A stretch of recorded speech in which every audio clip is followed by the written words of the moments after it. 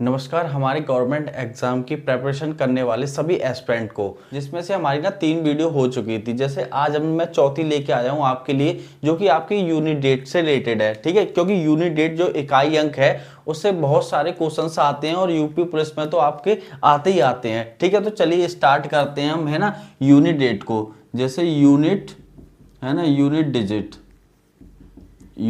Digit इसको हम क्या बोलते हैं भाई, हिंदी में बोलते हैं इसको हम इकाई अंक।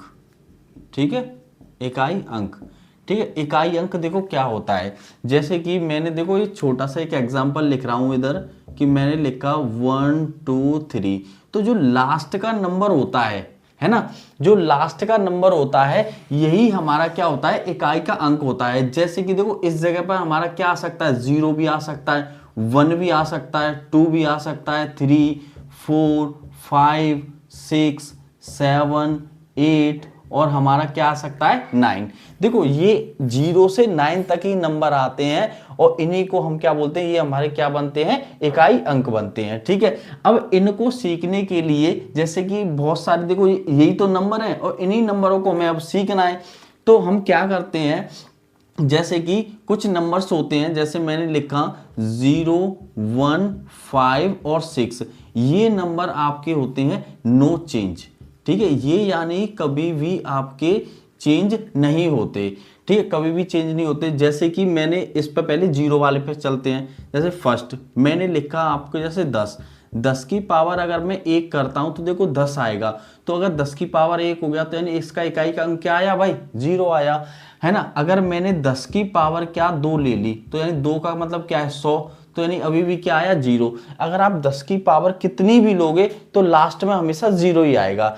ठीक है, तो इस पर क्वेश्चन किस तरीके से आएगा, जैसे वो भी देख लो आप, कि जैसे मैंने लिखा 1 2 5 0 और इसकी पावर मैंने 6 5 3 और ये 2 ये कर दी। अब मैं पूछ रहा हूं कि इसमें इकाई का अंक क्या होगा। देखो लास्ट में 0 आ गया ना, जब लास्ट में 0 आ गया तो आपको कुछ भी नहीं करना, डायरेक्ट आंसर रख देना कि इसका आंसर क्या है भाई, 0 आएगा। ठीक है, अब हम चलते हैं इस एक की तरफ। जैसे दूसरा कि 1, जैसे कि मैंने लिखा 1, 1 की पावर अगर हम 1 करते हैं तो हमारा क्या आएगा, 1 ही आएगा। अगर मैं 1 की पावर अगर 2 करता हूं तभी भी हमारा 1 आएगा, क्योंकि 1 का गुणा 1 से करोगे तो यानी 1 ही रहेगा। तो यानी कि कहने का मेरा मतलब है कि अगर लास्ट में अगर 1 आ जाता है तो वो भी हमारा क्या रहता है, नो चेंज रहता है। तो इस पर भी अगर हम एक एग्जांपल करें कि मैं लिखा 1 2 5 1 और इसकी पावर मैंने 3 4 और फिर मैंने इसकी भी पावर लिख दी 6 7 8 और मैं पूछ रहा हूं इसमें इकाई का अंक क्या होगा। तो देखो लास्ट में 1 आ गया, जब लास्ट में 1 आ गया तो इसका भी क्या है, यानी नो चेंज रहेगा। आंसर क्या हो जाएगा भाई, 1 आ जाएगा। ठीक है, अब हम चलते हैं मतलब 5 के लिए। जैसे तीसरा कॉन्सेप्ट है जो हमारा, कि जैसे मैंने लिखा 5, 5 की पावर 1 क्या होता है भाई, 5 होता है, और 5 की पावर जो 2 होगा तो ये क्या हो जाएगा, 25 हो जाएगा। देखो अभी भी 5 आया। अगर मैं 5 की पावर 3 भी करूंगा तो देखो 5 की पावर 3 क्या होता है भाई, 125 होता है। अभी भी क्या आया, 5 आया। तो इस पर भी अगर एग्जाम्पल की बात करूं तो मैंने लिखा 1 2 5 और इसकी पावर 3 7 8 और मैं पूछता हूं कि इसका इकाई का अंक क्या होगा। तो देखो लास्ट में क्या आया आपका, 5 आया। तो जब लास्ट में अगर आपका 5 आया है तो इसका भी आंसर क्या आ जाएगा, आपका 5 आ जाएगा। ठीक है, नेक्स्ट चलते हैं 4 वाले यानी 6 की तरफ। जैसे कि 6 यानी 6 की पावर 1 करते हो तो क्या आएगा, 6 आएगा। अगर 6 की पावर अगर आप 2 करते हो तो यानी कितना हो जाएगा भाई, 36 हो जाएगा। तो देखो अभी भी 6 यानी अभी भी 6। अगर 6 की पावर अगर आप 3 भी करोगे तो भी आपका 216 हो जाएगा भाई, 6 का क्यूब, है ना। तो भी क्या है आपका 6 आया। तो इसमें भी क्या है, नो चेंज रहता है। जैसे अगर मैं इस पे भी एग्जांपल की बात करूं कि इस पर किस तरीके से आएगा, जैसे 2 1 3 5 6 और इसकी पावर 3 8 4 6। अब मैंने पूछा कि इसका इकाई का अंक क्या है, तो देखो लास्ट में क्या आया, 6 आया है ना। तो अगर लास्ट में 6 आया है तो इसका भी आंसर क्या हो जाएगा, हमारा 6 आ जाएगा। तो यानी मेरा कहने का मतलब ये हुआ कि जब कभी भी आप यूनिट डेट या इकाई का अंक निकालते हो और जिसमें ये आपके 4 नंबर्स आ जाएं, ठीक है, जिसमें आपके 4 नंबर आ जाएं, तो यानी ये बिल्कुल आपके नो चेंज रहते हैं, यानी कि एज इट इज जैसा का जैसा ही लिख देते हैं। ठीक है। अब हम जैसे कि ये हमारे 4 हो गए, अब हम है ना किसी और मतलब 2 नंबर पे और भी चलते हैं।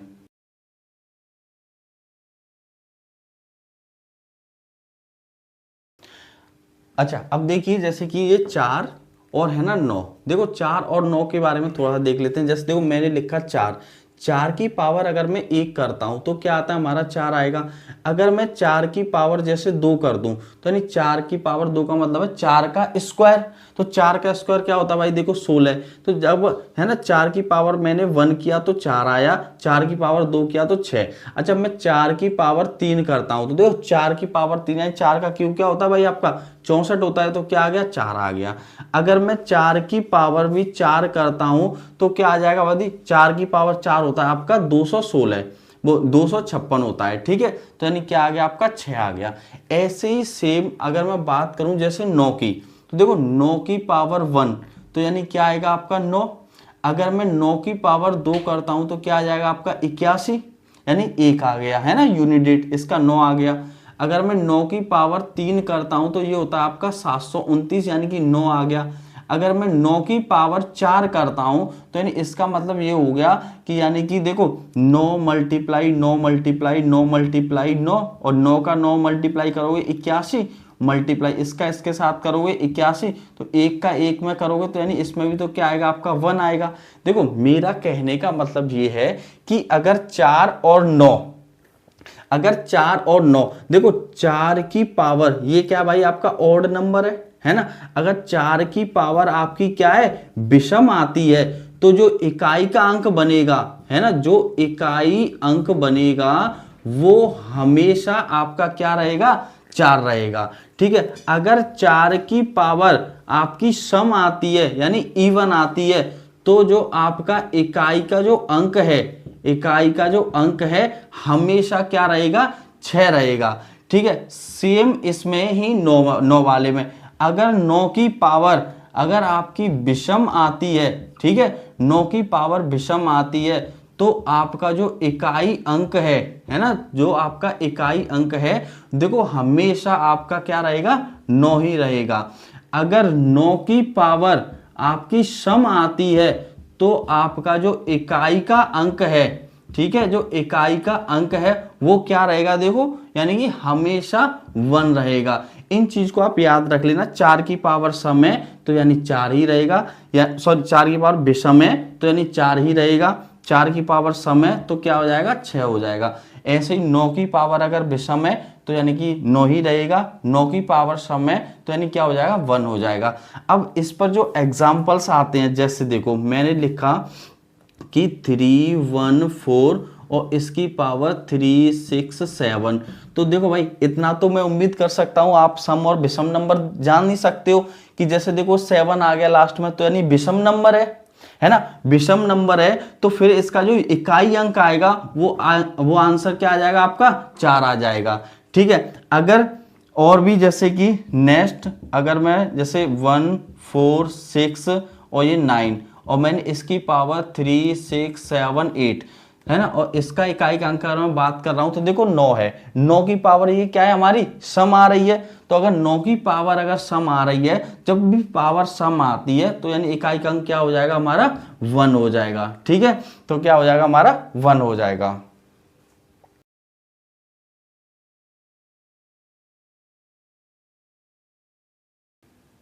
अच्छा अब आपके क्या है कि ये कुछ नंबर और बचे हैं, जैसे 2 आ गया, 3 आ गया, 7 आ गया और आपका 8 हो गया, ठीक है। 2 3 7 8 जैसे कि देखो हमने अभी पढ़ लिए, देखो 0 1 5 6 और हमने 4 और 9 इन 2 नंबरों के बारे में पढ़ लिया।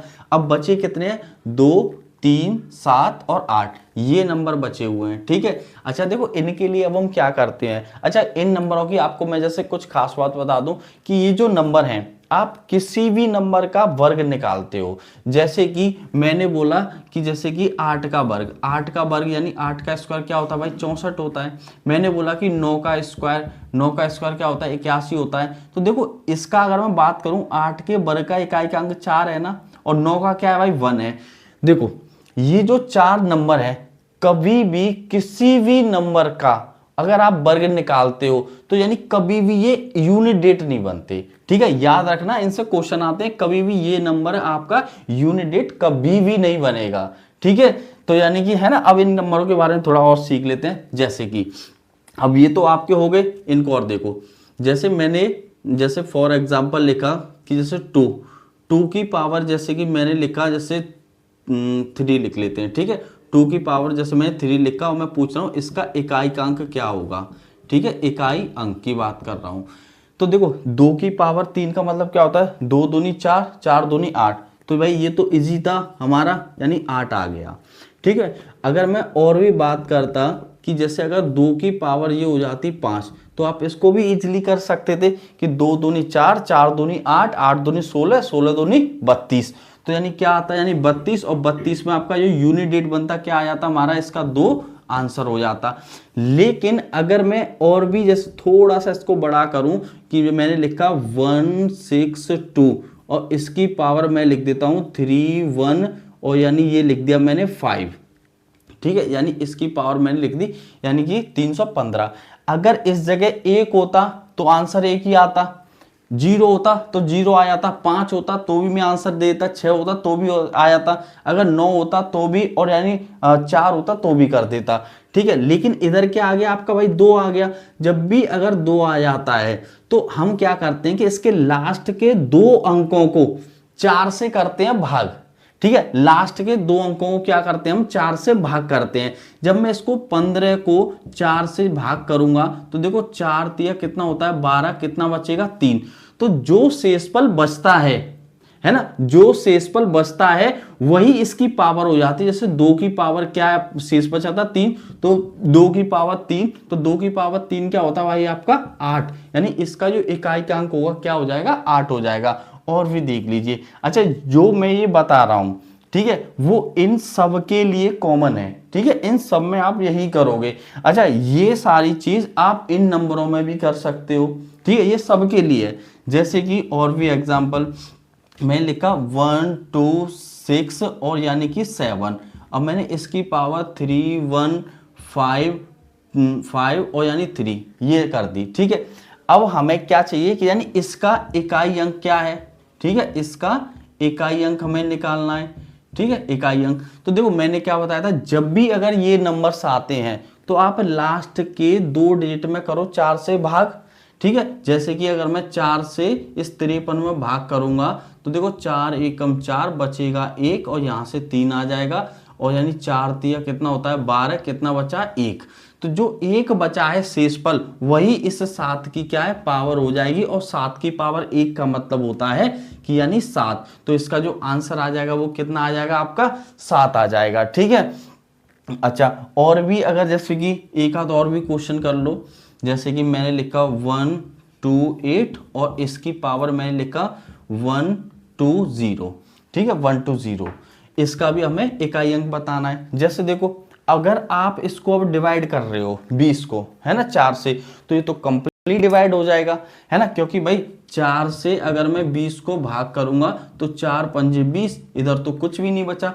जब भी आपका शेषफल कुछ भी ना बचे तो आप इस 8 की पावर क्या है, 8 की पावर 4 मान लो कि 8 की पावर है 4, और इसको आप बस सॉल्व कर लो। जैसे देखो 8 मल्टीप्लाई 8 मल्टीप्लाई 8 मल्टीप्लाई 8, 8 का 8 में करोगे क्या हो जाएगा 64, और मल्टीप्लाई फिर 8 का 8 में क्या करोगे तो यानी 64, फिर इस 4 का 4 से मल्टीप्लाई कर दो, 4 चौक 16, तो आंसर यानी 16, और हमें चाहिए इकाई का अंक, तो आंसर क्या हो जाएगा हमारा 6 हो जाएगा। ठीक है,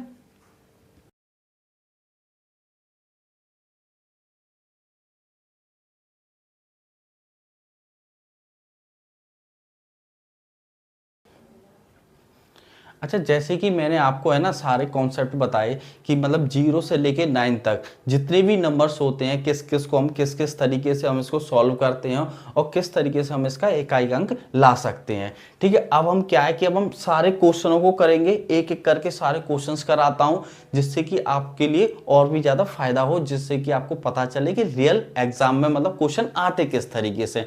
तो है ना, अब हम क्वेश्चन की तरफ चलते हैं।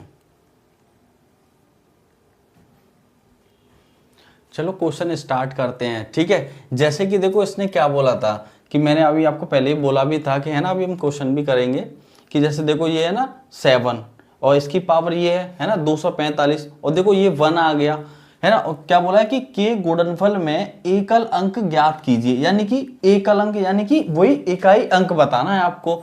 ठीक है, तो जैसे देखो जब भी अगर आपका 7 आता है तो मैंने क्या बताया था आपको, लास्ट के नंबर देखने हैं।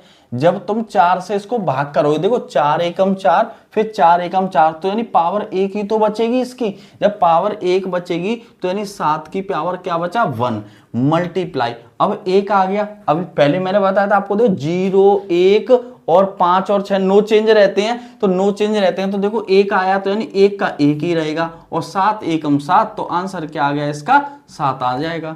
ठीक है, नेक्स्ट क्वेश्चन कि 122 की जो पावर 173 के गुणनफल में एकक अंक ज्ञात कीजिए, है ना, ज्ञात कीजिए या क्या है।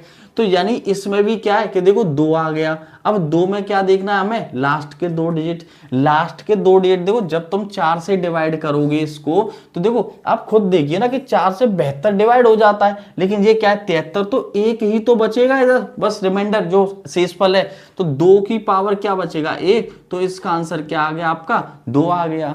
नेक्स्ट देखिए संख्या ये दे रखी है का अंतिम अंक अर्थात इकाई के स्थान पर अंक क्या होगा, है ना, कुछ नहीं सिंपल है। जैसे देखो 7 आया है आपका, है ना, 7 आ गया तो आपको क्या करना है, लास्ट के 2 अंक में 4 से डिवाइड करना है, बताया था मैंने।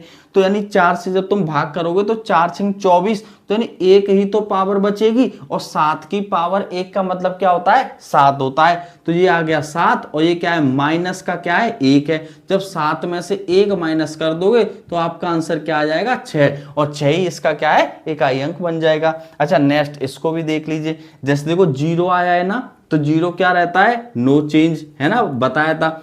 1 आ गया तो 1 क्या रहता है नो चेंज प्लस। अब देखो 2, तो 2 की पावर 2 है ना, तो है ना, हमें इससे तो मतलब है ही नहीं, तो 2 की पावर 2 क्या हो जाएगा 4 हो जाएगा प्लस। अब देखो 3, अब 3 की पावर 2, 3 की पावर 2 क्या होता है भाई 9 हो जाएगा। जब आप इनको ऐड करोगे 9 और 1 10 और 4 14, तो यानी 14, तो लास्ट में क्या मिलेगा आपको 4, तो 4 इसका आंसर हो जाएगा। अच्छा इसने देखो क्या बोला है, निम्नलिखित में से कौन सा पूर्ण वर्ग का, है ना, पूर्ण वर्ग का इकाई अंक नहीं हो सकता। जैसा कि अभी मैंने आपको पहले भी बताया था कि कुछ स्पेशल नंबर होते हैं, जैसे कि देखो 2 3 और 7 और यानी 8, ये 4 नंबर ऐसे नंबर्स होते हैं, इनको ध्यान से याद रख लेना और इनको नोट में लिख लेना आप लोग कि ये 4 नंबर ऐसे होते हैं, आप किसी भी नंबर का स्क्वायर करो या वर्ग निकालो, तो वर्ग निकालते हो तो उसका इकाई अंक ये कभी भी नहीं बनते, कोई सा और नंबर आ जाएगा लेकिन ये कभी भी नंबर नहीं आएंगे।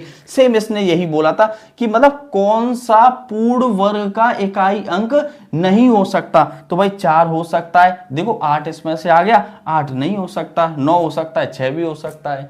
ठीक है, चलिए 6 नंबर क्वेश्चन स्टार्ट करते हैं। जैसे कि देखो इसमें क्या है, देखो मल्टीप्लाई करना है, इकाई अंक बताना है। देखो 6 का मल्टीप्लाई 1 के साथ करोगे क्या रहेगा 6, और फिर इसी मतलब इसी 6 का मल्टीप्लाई 2 के साथ कर दोगे, देखो 12 हो जाएगा, यानी कि क्या मिला मेरे को 2, और 2 का मल्टीप्लाई 1 के साथ करोगे 2, और फिर 2 का मल्टीप्लाई 1 के साथ करोगे 2, तो यानी इसका इकाई का अंक क्या आ गया, आंसर हमारा 2 आ गया। ठीक है, जैसे 7वां नंबर क्वेश्चन है। अब जैसे देखो ये 7 है ना, तो देखो 7 आ गया, तो यानी पावर को क्या करोगे 4 से भाग करोगे। जब आप 4 से भाग करोगे, देखो 99 को जब आप 4 से भाग करोगे, 4 दूनी 8, बचेगा कितना 1, और यहाँ से 9, और 4 चौक कितना हो जाएगा 16, बचे कितने 3। तो मैंने आपको क्या बताया था, जो शेषफल आता है वही हमें क्या है पावर में रख देना होता है। तो 7 की पावर अगर मैं जैसे 3 रखता हूं, तो देखो 7 का क्यूब क्या होता है आपका, है ना 243 होता है। तो यानी कि हमें क्या मिला, यूनिट डेट यहाँ से 3 मिला। एक क्या रहेगा हमारा नो चेंज रहेगा, है ना, एक का एक ही रहेगा प्लस। अब 7, देखो फिर ये 7 आ गया, 7 की पावर 99, देखो अभी हमने किया था तो पावर 3 बच रही थी, तो 3 बच रही थी तो 3 ही तो आया था, तो यानी 3 इधर से भी आ जाएगा, 3 4 और 4 और 3 कितना हो जाएगा आपका 7, तो इसका आंसर क्या हो जाएगा हमारा 7 हो जाएगा।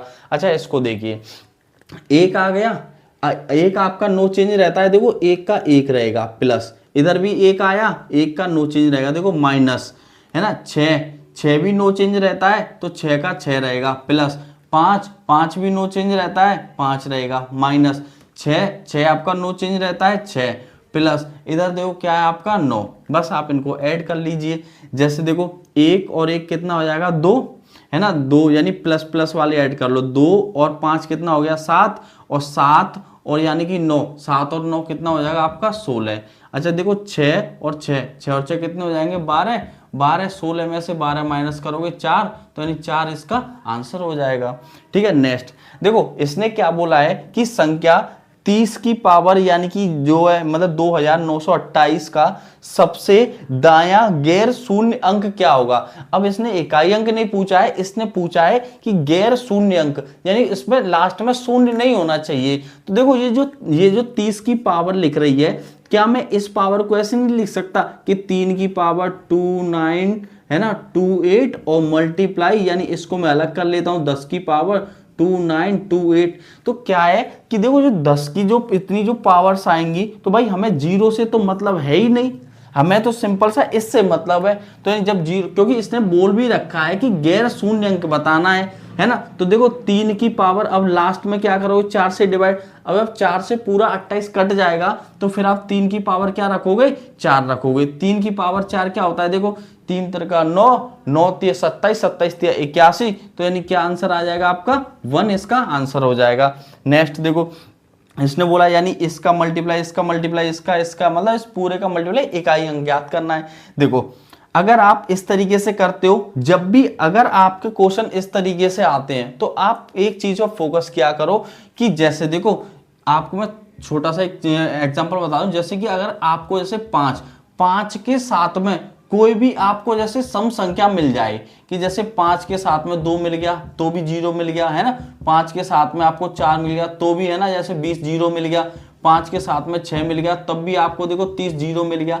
अगर 5 के साथ में अगर कोई भी अगर विषम संख्या मिल जाए, तो देखो जैसे 5 के साथ में जैसे 1 मिला तो 5 मिल गया हमें, ठीक है। अगर 5 के साथ में आपको 3 मिला, देखो 15 तो 5 मिला। मेरा कहने का मतलब ये हुआ कि अगर आपको इस टाइप के क्वेश्चन में जैसे देखो ये 5 आ गया, तो जब 5 आ गया तो देखो आप कहीं ना कहीं जैसे 8 आ गया ना, है ना, 8 यानी सम संख्या, ये भी सम संख्या, तो आपको कुछ भी नहीं करना है। अगर आप इसका ही मल्टीप्लाई इसके साथ कर दोगे तो यानी आपको क्या मिल जाएगा 0, और 0 का मल्टीप्लाई आप किसी भी नंबर के साथ कर लेना, तो यानी आपका आंसर भी क्या आएगा 0 ही आएगा, है ना। तो यानी इसका आंसर क्या आ जाएगा आपका 0 आ जाएगा, ठीक है। और जैसा कि मैंने आपको जैसे नंबर सिस्टम का है ना, यानी कि ये आपका यूनिट डेट मैंने आपको कराया, और आपको जैसे मेरे कॉन्सेप्ट और यानी कि ये हमारी जो वीडियो पसंद आई है, तो हमारी वीडियो को लाइक करना और चैनल को सब्सक्राइब करना, और 1-to-1 वीडियो मैं आपको प्रोवाइड करता ही रहूँगा, ठीक है। Thank you so much.